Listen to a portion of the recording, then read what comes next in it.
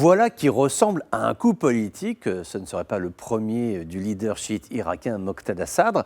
L'homme est coutumier du fait. Alors que nous nous approchons de la date fatidique du 10 octobre, jour des élections législatives, il décide finalement de renoncer à son appel au boycott et de mobiliser ses troupes pour aller aux urnes. Son parti politique, le Bloc Sadr, pèse aujourd'hui 52 sièges, ce qui en fait le mouvement le mieux représenté au Parlement. Pourquoi accepte-t-il finalement de jouer le jeu de ce rendez-vous électoral? Pourquoi revient-il sur ce discours qui avait été le sien en juillet dernier, lorsqu'il avait renoncé à la course électorale au motif que le scrutin serait truqué, guère plus transparent que la corruption endémique qui mine l'Irak et qu'il ne cesse de dénoncer sans pour autant apporter la preuve que ses militants sont moins corrompus que d'autres. De façon plus pragmatique, suggérons que Moqtada Sadr a fait marche arrière par simple calcul politique. La population est excédée par la dégradation des conditions de vie, l'appareil de santé défectueux en raison du Covid-19, les coupures d'eau, d'électricité qui rendent la vie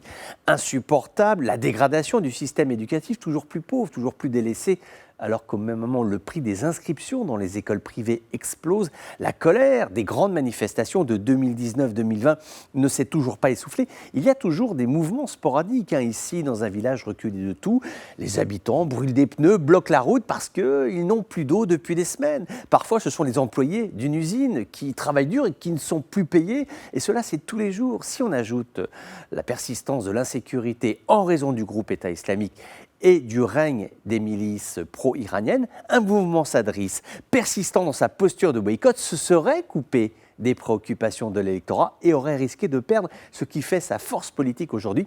Ce sont ces 52 députés qui lui répondent comme un seul homme, le doigt sur la couture. Maintenant, ce qui est intéressant dans ce revirement de Sadr, c'est sa tentation permanente du rejet du système. La volonté de rupture, dire « nous ne pactisons pas avec les urnes parce qu'elles ne nous méritent pas ». En clair, nous ne voulons pas de rendez-vous électoraux. Si tel était le cas, ce serait une partie de bras de fer inédite, un régime, un parlement, des élections et personne qui veut se présenter, personne aussi qui veut aller voter parce que la suspicion de corruption l'emporte sur les enjeux réels de la vie politique. Considérons donc comme un acquis ces législatives du 10 octobre prochain. Le scrutin pourra se tenir normalement ou presque.